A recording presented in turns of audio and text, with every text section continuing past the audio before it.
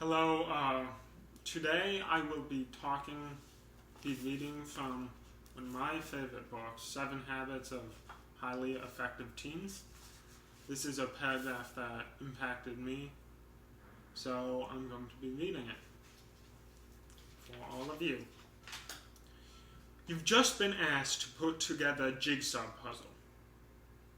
Having done many such puzzles before, you're excited to get started. You pour out all 1,000 pieces, spreading them out across a large table. You then pick up the lid to the box to look at what you're putting together. But there's no picture. It's blank. How will you ever be able to finish the puzzle without knowing what it looks like? If you only had a 1-second glimpse of what it's supposed to be, that's all you'd need. What difference it would make. Without it, you don't have a clue where to even start. Now think about it. Your own life and your 1,000 pieces. Do you have an end in mind? Do you have a clear picture of who you want to be 1 year from now, 5 years from now? Or are you clueless? The second habit. Begin with the end in mind. Means developing a clear picture of where you want to go in your life. It means deciding what your values are and setting goals. Habit 1 says you are the driver of your life, not the passenger.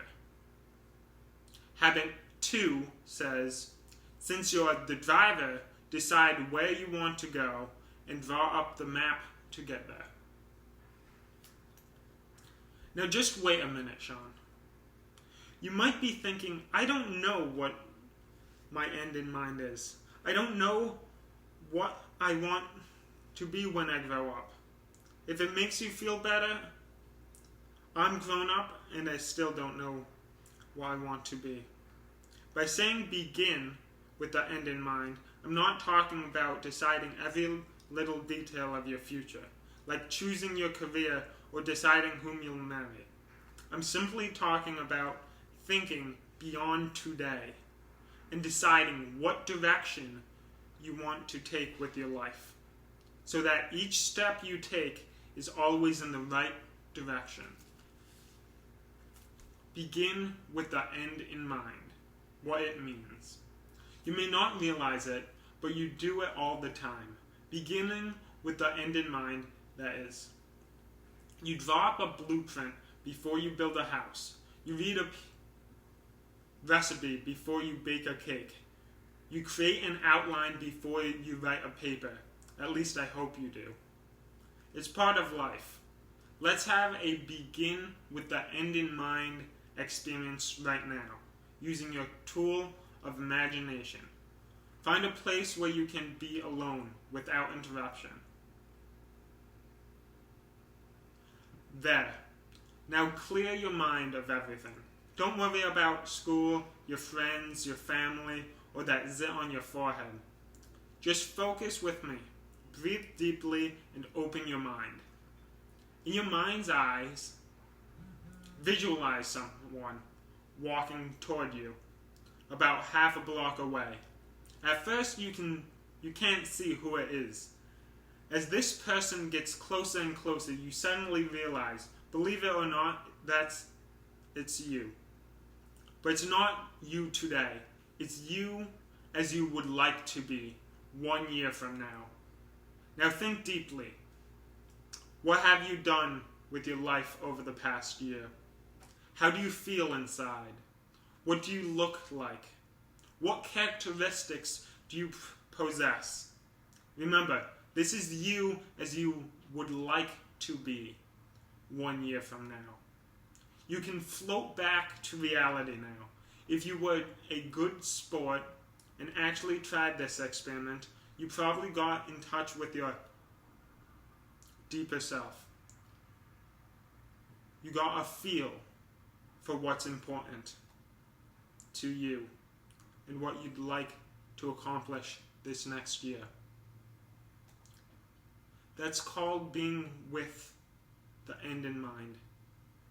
and it doesn't even hurt. As Jim discovered, beginning with the end in mind is a powerful way to help turn your dreams into realities. When I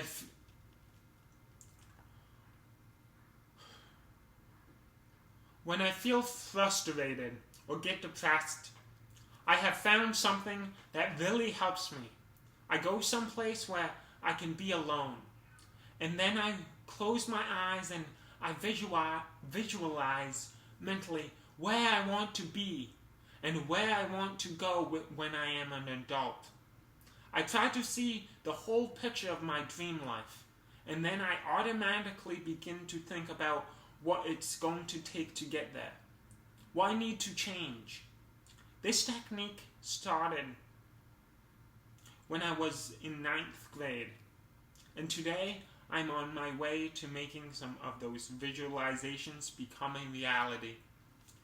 In fact, thinking beyond today can really be quite exciting, and this high school senior attests can help you take charge of your life. I have never planned a thing in my life. I just do things as they pop up. The thought that one should have an end in mind never, ever entered my mind. It has to be so exciting to learn because I suddenly find myself thinking beyond the now.